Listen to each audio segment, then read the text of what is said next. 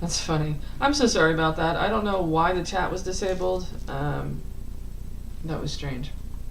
Okay, I'm just trying to get everything set back up. Let's see here.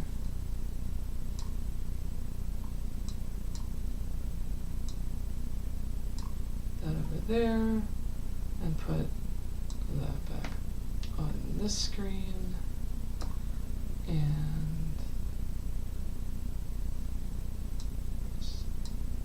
okay,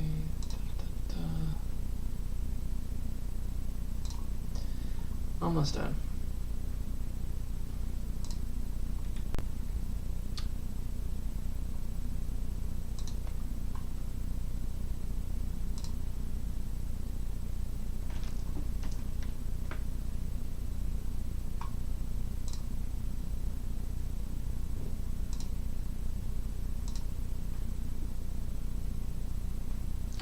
Or I thought I was done. Let's see.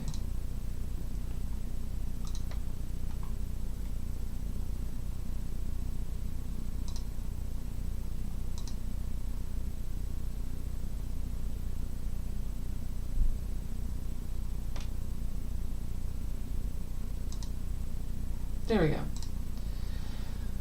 All right. Holy crap. All right.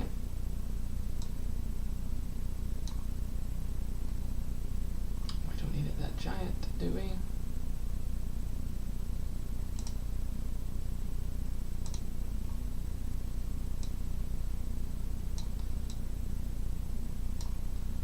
Oh, don't be agitating. Come on, go that way. Gosh, that chat disable like messed me all up. Now I gotta fix all the windows.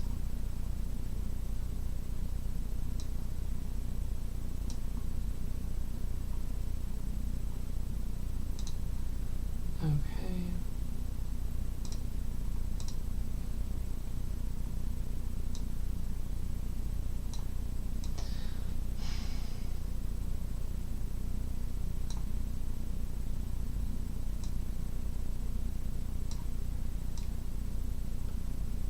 We'll get there. Getting there. There's got to be an easier way to do this. Like snap to fit or something, right?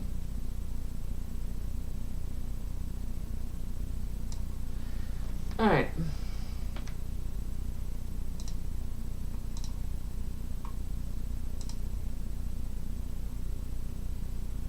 That works.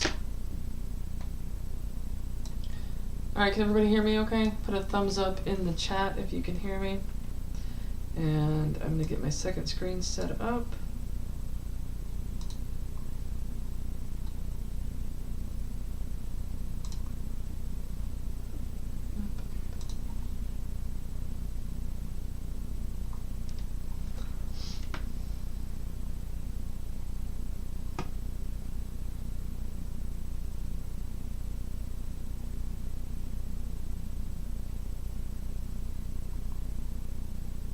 Perfect.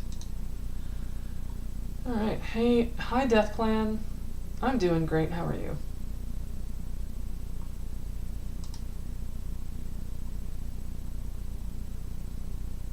Okay. So did everybody get to see the Google Maps? Were you able to hear me at least before I realized that the chat was out?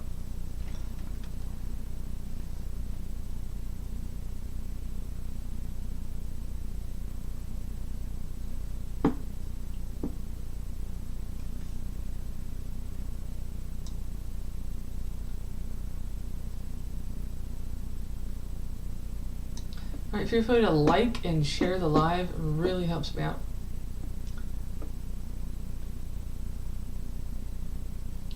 Live cut at Google Maps part. Like as soon as I showed it, because you should be able to show Google Maps on here, right?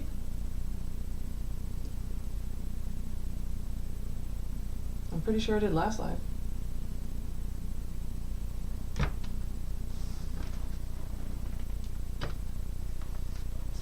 All right, well, I'll figure, I won't do it again because I don't want it to risk it cutting out again. Okay, let's move forward. Alright, so we know that the manuscript is written in the early 1400s.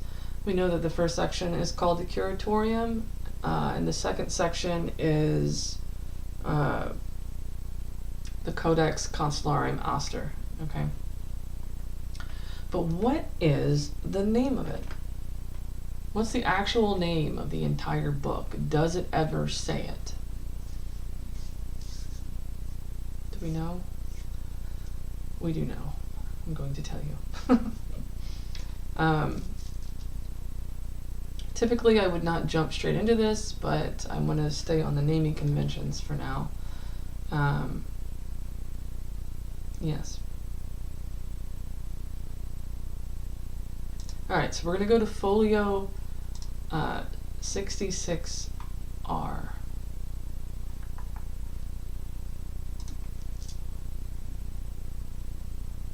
Yes, yes, suchness. I sure did. Oops.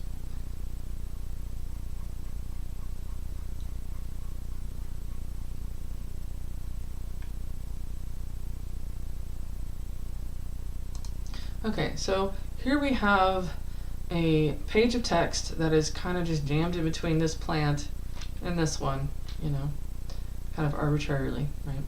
But this entire page discusses the reason, perfect, the reason, thank you, and the purpose of the Voynich manuscript, okay? It's definitely not arbitrary at all. And it is not what you think.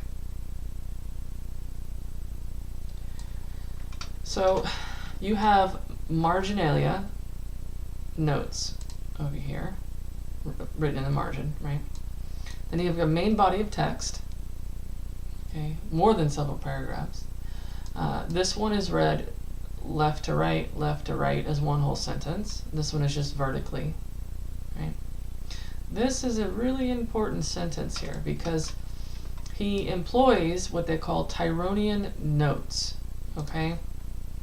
And Tyronian notes is another form of abbreviation.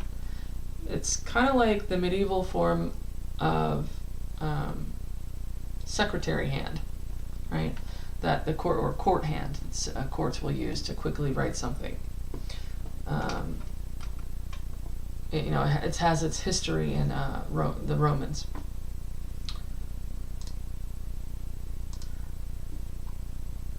And here is a list of all the books that I used in my research. You guys feel free to like and share the live.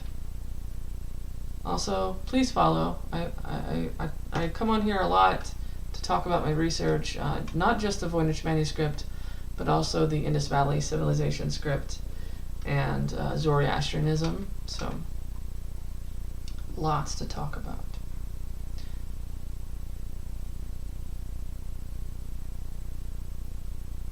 So these are all the books I studied, and then there are others from other sites too, but these are the major ones that I studied to decipher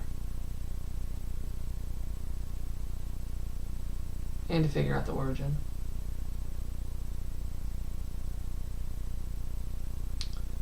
All right. So here's the Commentari Notarum.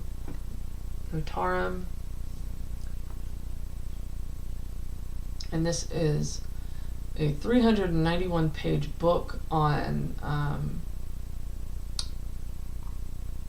Tyronian notes.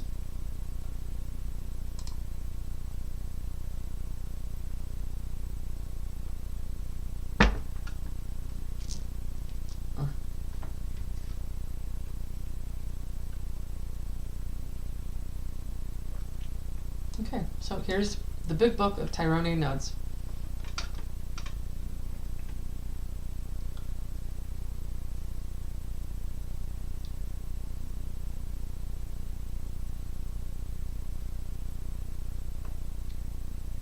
Hi, Gardenia, Carly.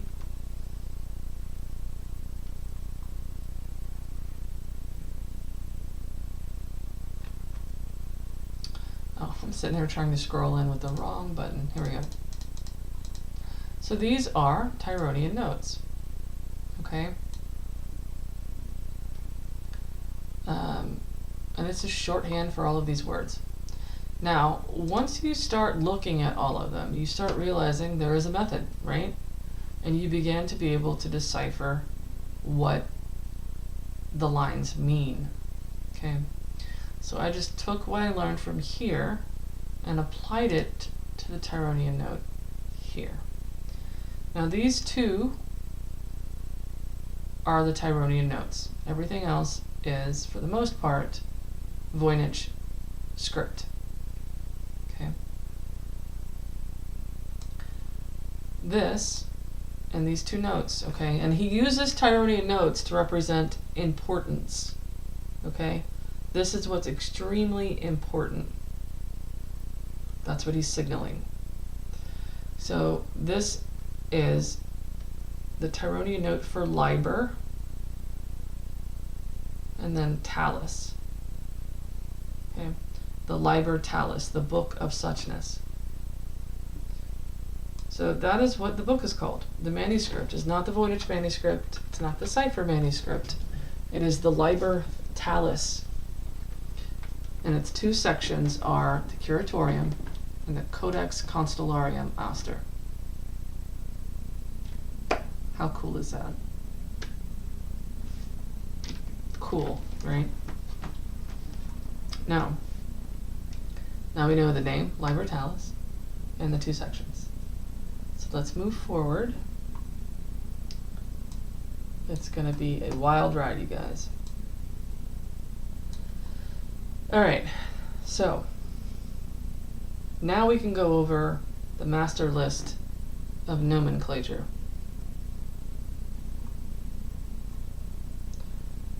Looking at my little outline here. The master list of nomenclature is the list of all of the page names.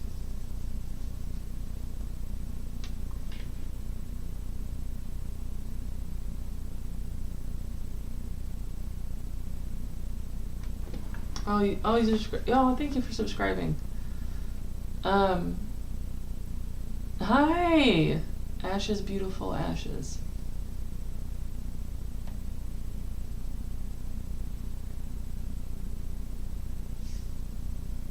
Love the true name. Thank you, Humboldt. Wait a minute. Are you who I think you are?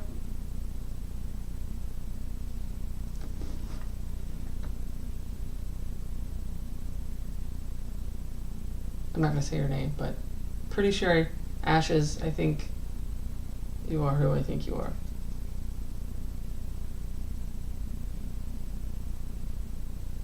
Welcome, welcome. Yes, the true name is so much better. I love it. Liber Talus. That means I'm going to have to like change the... You know how J.R.R. Tolkien, you know, has his box set? I'm going to have a box set. I'm just going to call it... I was going to call it the Voynich Manuscript Compendium, but I think I'm just going to call it the Liber Talus. I got to give credit, you know, I got to give credit to it. That's its name. Yeah.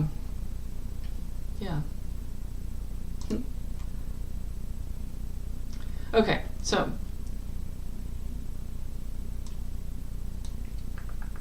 yes, like, share, follow, subscribe, all that good stuff. This deserves to be out there, and so let's make that happen. Yale University's Voynich library staff are fully aware that I have done this. I say she. Lisa Fagan Davis, I hope you're watching. Please read my work in its entirety. Yes. So Lisa is fully aware of my work. Unfortunately, she did not want me present at a webinar on this, so I wasn't able to attend the entirety of it. But I have requested of Voynich to spectral image Folio 78 Verso, which they both, Lisa has said no, Voynich has said no. It's never been imaged before, so there's no reason why it can't be imaged. So I have a petition on change.org. Please go and sign it. It's a petition to have Folio 78 Verso imaged, because it will prove that I'm right. It will. I mean, I already know that I am, but it will, if they do it, it'll prove, right? Okay, Yale's imaged it. Oh my gosh, look, it's the same thing. Right?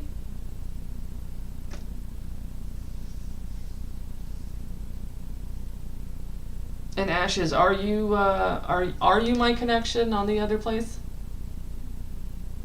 I just want to make sure.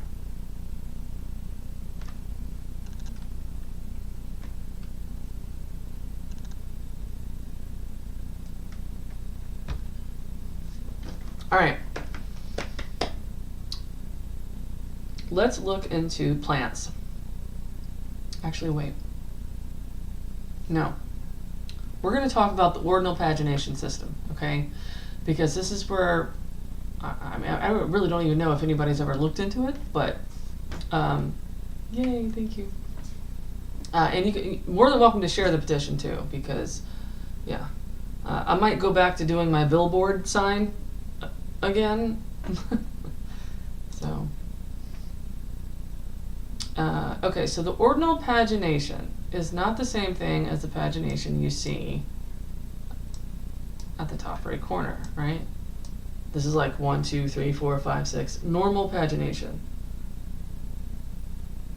Okay, that's fine. No, totally fine. Okay. This is normal pagination. I'm going to show you what is not normal in the sense of that. 9V.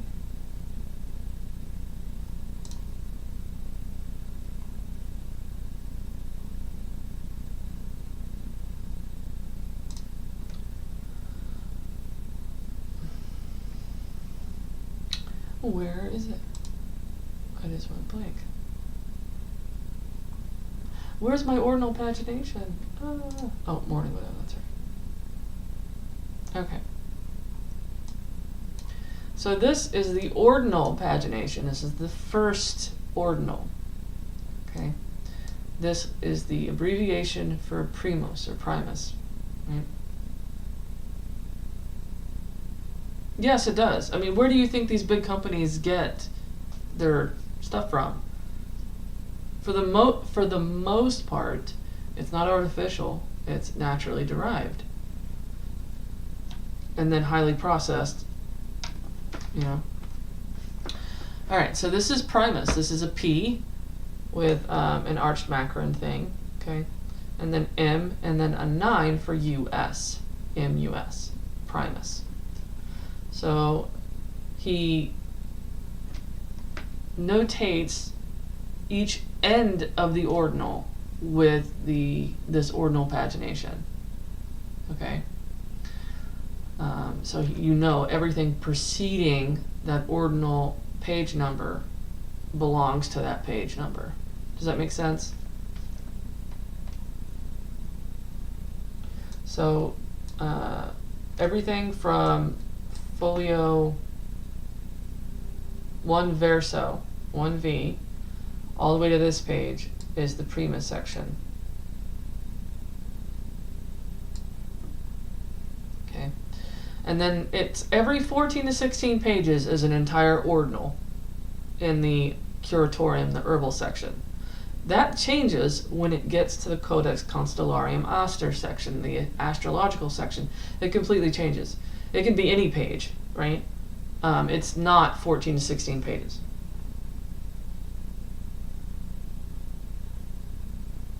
You've had magicians tell me to look at this manuscript. Are you sure you're not who I think you are? You're not in academia at all?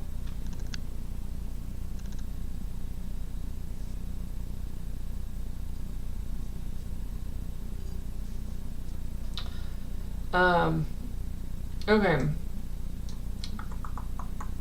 So that is the ordinal pagination. And let's go to the primus or primus ordinal. Okay.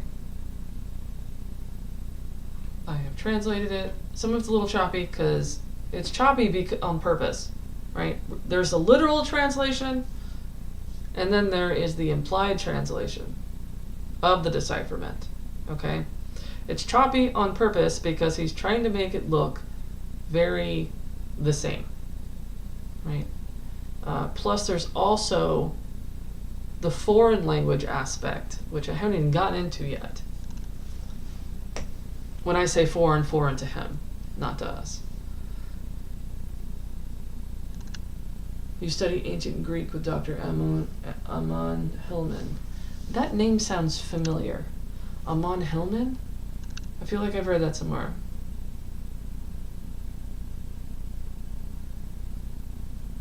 The name sounds familiar. I probably have it somewhere in my connections list. Okay, so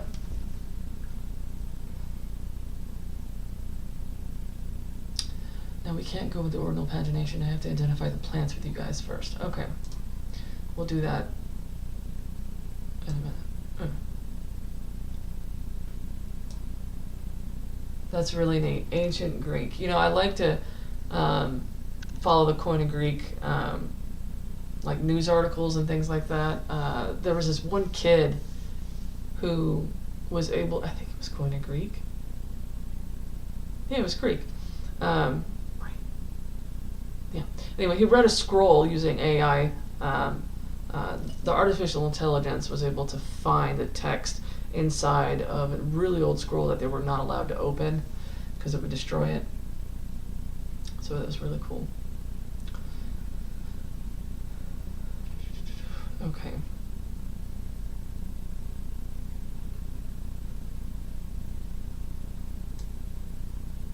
Oops. We are trying to get to plants. For where art thou?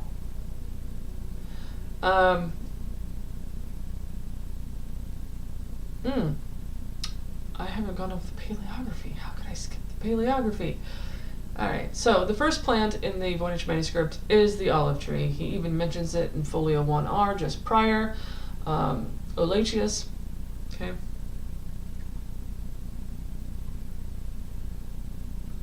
This is the only other manuscript I could ever find with the olive tree explicitly named and with the red-orange leaves and the little three-lobed, and they're round, white flowers, just like this one.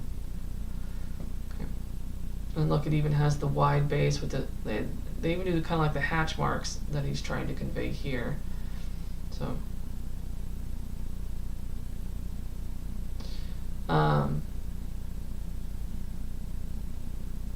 yes. Let me forward. I'm going to lose track of what I'm saying. Okay, so this is my description of how he hides the letter B in there as well. Okay. This is a B. He does not write or connect the lines at the bottom. That's intentional. He already knows it's a B. He doesn't have to make it explicitly a B, but that is a B. Okay? The point you always want to fall back on is that he is trying to make sure that it is ciphered, that is, right? But still legible and understandable to him and whoever he wants to teach it to. Okay. I'm going back in the issue of minims. Here, this can be an E, C, T, you know? But in this instance, it's an E with a dropped H. Okay. erbios. Here, this is lectuorum. E, this is an E. This is a crossed ascender L. So whenever you have a cross, like you have a letter like an L, right? It's crossed out at the top. That means there's a missing vowel on either side of the letter. So that's E-L and then a missing vowel. So E-L-E, I tried that. That worked. Okay. But here is a loop. Now the loop acts as a T, or it can be a crossed L. So those two things. If it's not creating a B. That's the hard part, because I was like, is this a B in this instance? What if it's not? Okay. So I had to test all of these things. And then I just said out loud, because I like to say the words out loud, the sounds as I'm going along, right? And I was like, ele. And then I said electuary. I already knew electuaris, and I was like, electuorum. Okay. Yeah, so sounding it out loud helps. Here's electuaris. E-L-L. This serves a dual function. It also represents missing letters.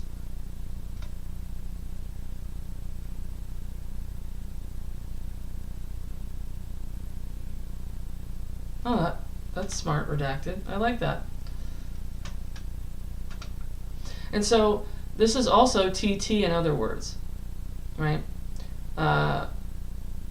When, like for example down here, this is Latin and then the only German word so far, okay? Here, the double loop is TT, 9TT9. S-A-M. Capelli's lexicon says that 9TT9 is contritus. It's Latin for to crush or to pulverize. And contritus was a pharmacological term in the medieval period, right? Because you had to crush the seeds to make your medicines. And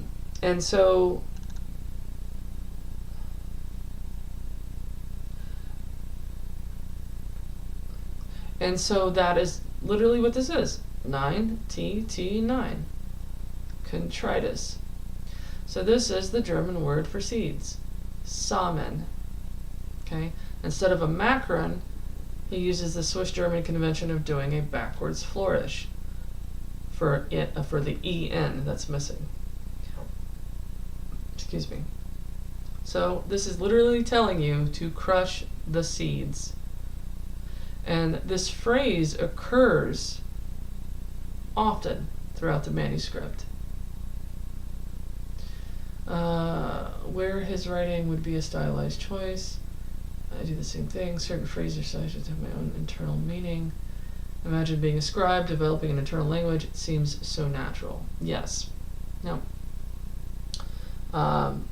This guy was a genius. I mean, it's genius. Seriously.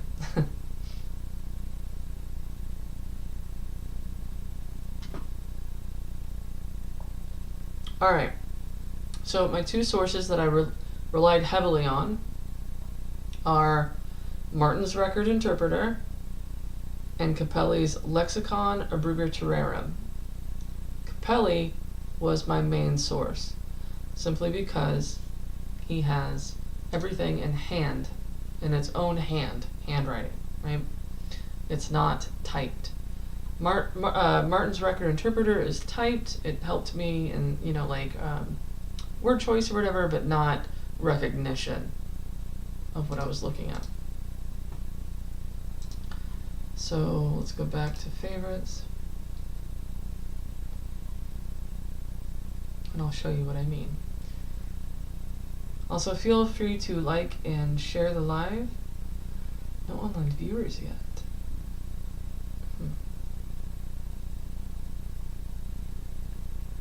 Okay.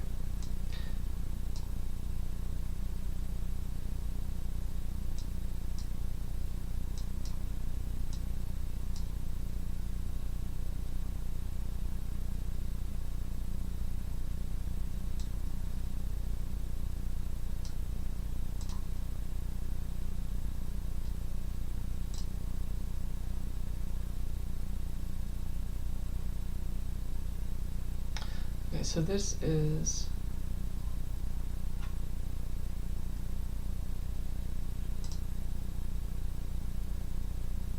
Capelli's lexicon. Oh gosh, I clicked on the wrong thing. But I use this as well.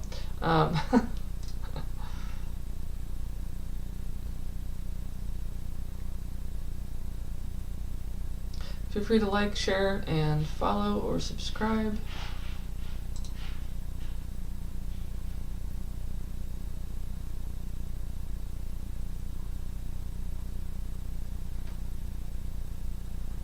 As you can see, right? Lots of usage of 9.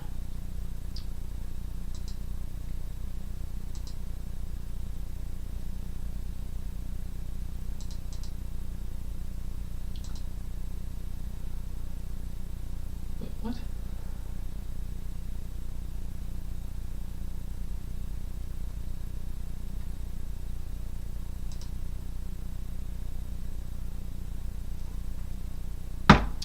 That was weird.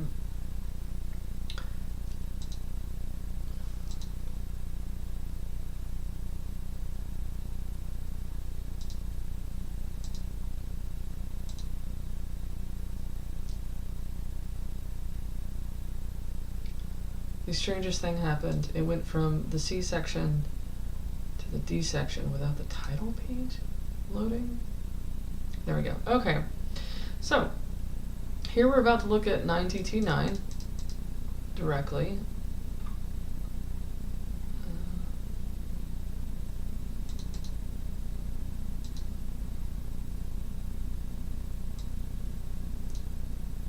Right here.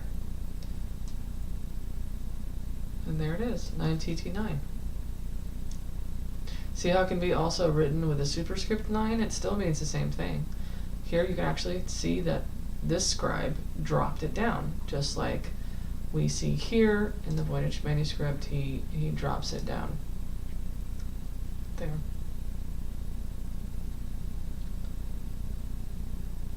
Okay. Again, here's the letter F, but it's also a long S and a T or an RT. Okay. It's those ones. It's even though you have layered meanings for the glyphs and the actual Latin words, it's very constrained. So you can't just pick anything.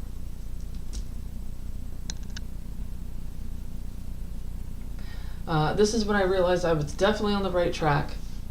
This is from the last page with the Voynich script. This is quatuor. Okay, you can see the word quatuor here. And it's the same exact abbreviation, except the superscript is dropped down to the main line.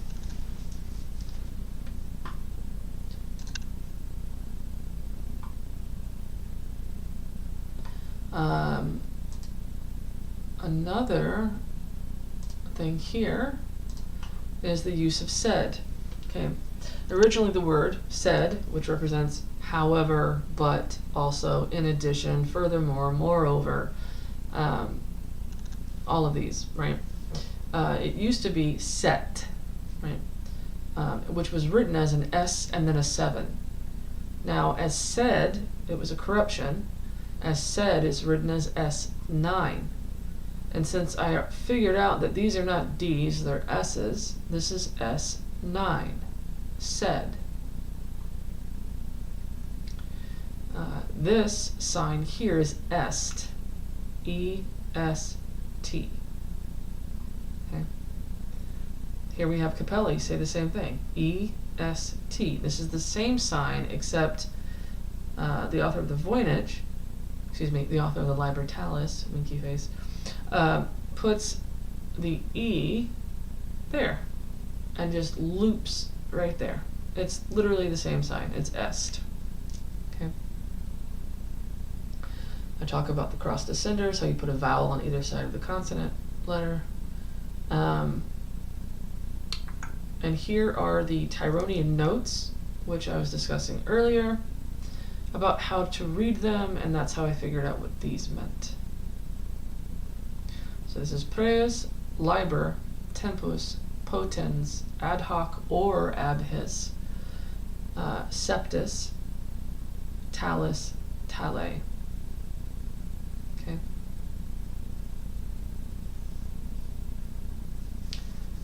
Let me know if you can still hear me.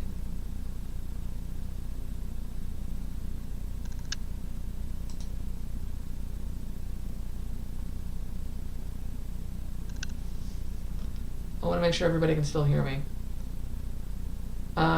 And excuse me.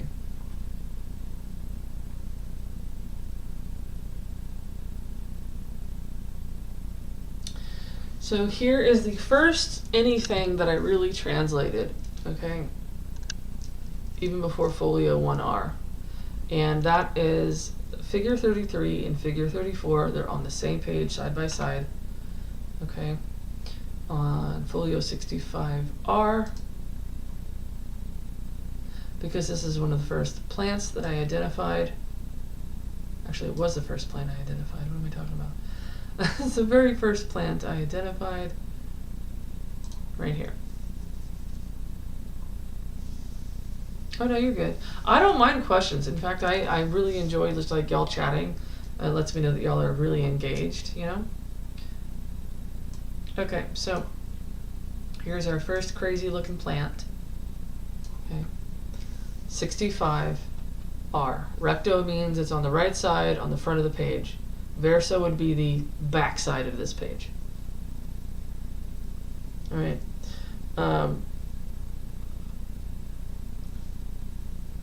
So,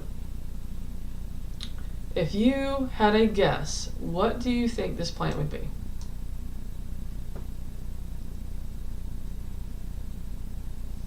Is there a way to put a timer on?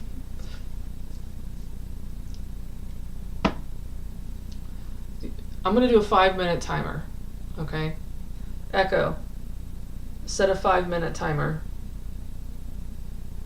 5 minutes, starting now. All right, y'all.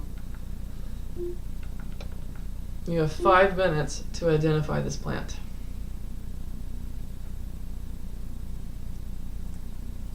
And when the 5 minutes are up, I'm going to have to write down y'all's answers.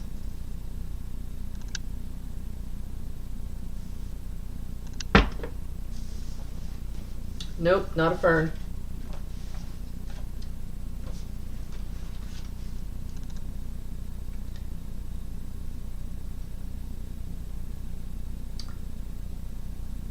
Mint, nope, not mint. Oak, nope.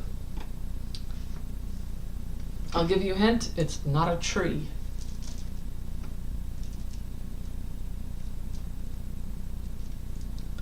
Don't forget it's from the Far East.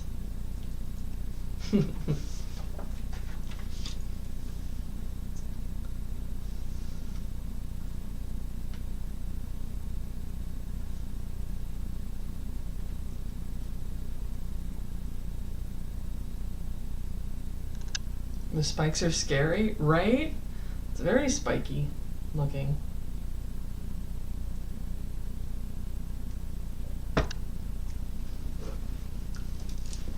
It might help to count the spikes.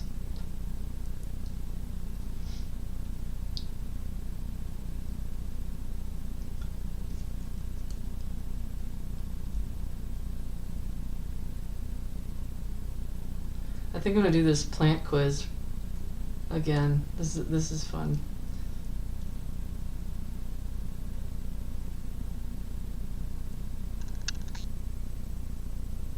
All right, we got 3 minutes left. Snowberries? Oh god, that's such a good guess, but it's not. It's not snowberries.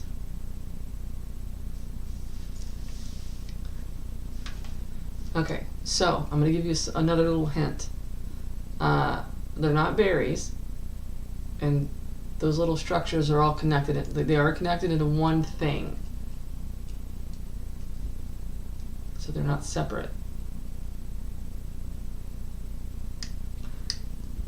At 1 minute, I'll give one more hint.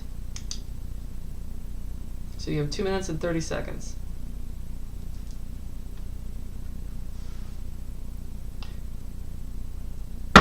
Yes. Yes.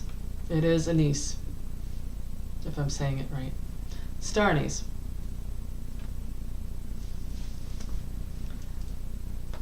Very good, Humboldt. Very good.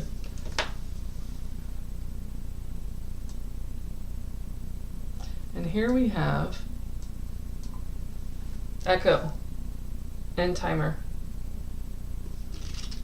5-minute timer canceled. So here we have the text next to Starnies. Okay. Okay. And it names it. Okay. So this is O, right? L with a cross descender to represent a missing vowel on the other side. This loop represents missing letters. Right? Very good.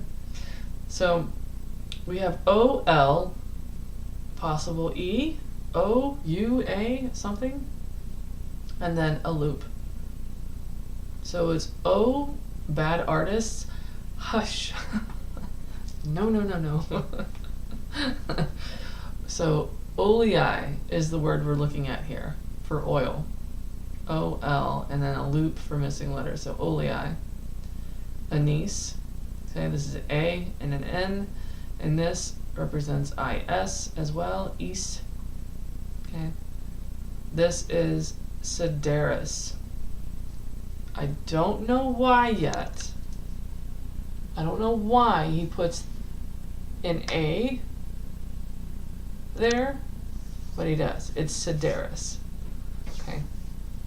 I'm still trying to figure out why that is, but R, Ris. There's an R there. He didn't really space it very well, but A, and then rum also means qua. Remember we mentioned quatuor?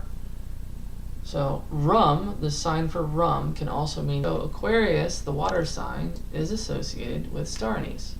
And that's historically validated. That's attested. Okay. But what's interesting is that he's talking about this as if it's an oil. Right?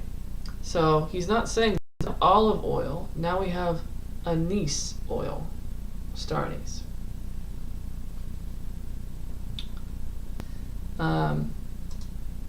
And let us go further in to here. Now we can do plant identifications. Okay. Remind me to stop at the very last page of Primus. Okay. Because I want to talk about the translation of that. So here we have, like I said before, this is the olive tree. It is central. That is why it is the first one listed, because olive oil is associated with Jesus. Okay. This is Centaurea orientalis, or knapweed. This is lotus. Okay. Nelumbo nucifera.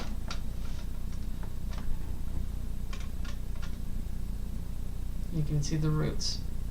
My all-time favorites. Okay. I've identified this as, well, since I'm on TikTok Live right now, I have to be careful with what I say, even though it's academic in nature. Really enjoyed in Yemen and East Africa. Okay? It's used a lot over there. It's grown heavily as a textile crop. And you spell that as Khat for its colloquial name.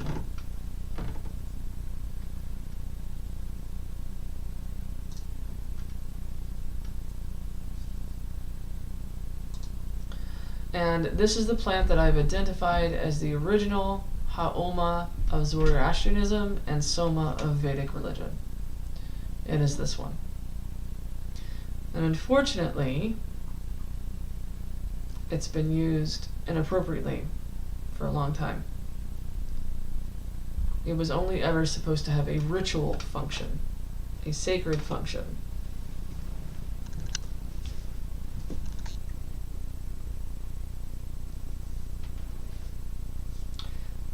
In fact, one geologist, Brooke Carter, yeah,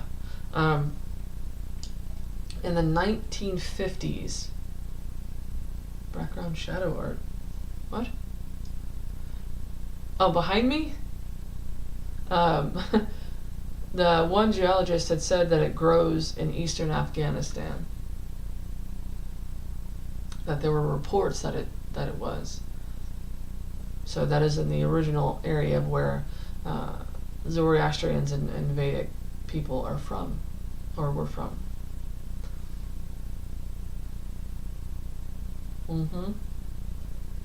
If you want to read more about it, you can find it here.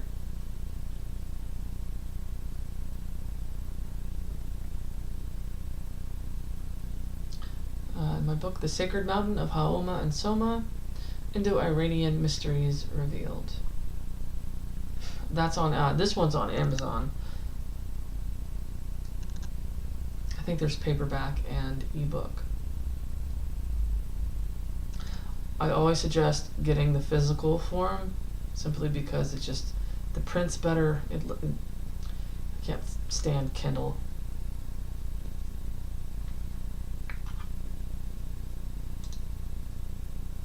Oh, and of course TikTok booted me out because I mentioned Amazon. Oy vey. So stupid. Anyway, alright, so thank you YouTube for being awesome, and Twitch for being awesome, etc., etc. Soma is in the Vedas. Yep. Also, if you're curious, I also deciphered the Manuscript as well, in the decipherment of the Manuscript book. That's also available on Amazon.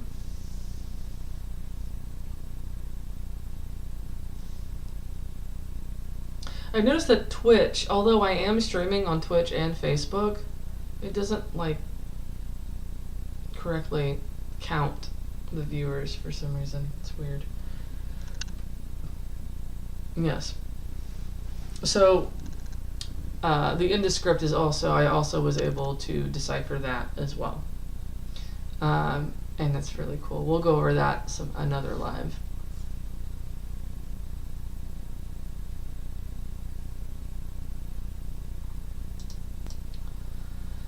Okay. Let's move forward. I have personal experience with this one. I used to live in Panama when I was a kid. This is a mango tree. I immediately recognized the drop leaves on it, the way they curl under, and the variation in color, and these things right here. These are not sepals. These are what I didn't know that they were called this, but they're called pinnacles. Little weird green things that start growing out before the mango shows up. So, and what he's drawing here is the seed. He draws the seeds either dark blue, purple, indigo, brown, or he'll use small dots for smaller seeds. You should email Sean Ryan. He's a veteran, spent some time working for 3-letter agencies, but no, he really people from all walks of life. I really think you'd pick up on this. I don't know. Here, you can, how about you email me? You can email me at founder@glyphpublishing.com. Oh. Called The Sean Ryan Show. Cool.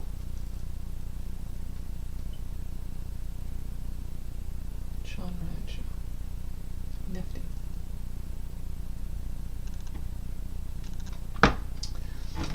Yeah, that sounds fantastic. I actually had